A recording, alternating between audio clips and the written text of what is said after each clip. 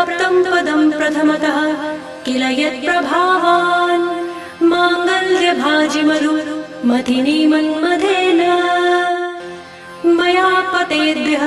मन्थर्मीक्षणार्धम्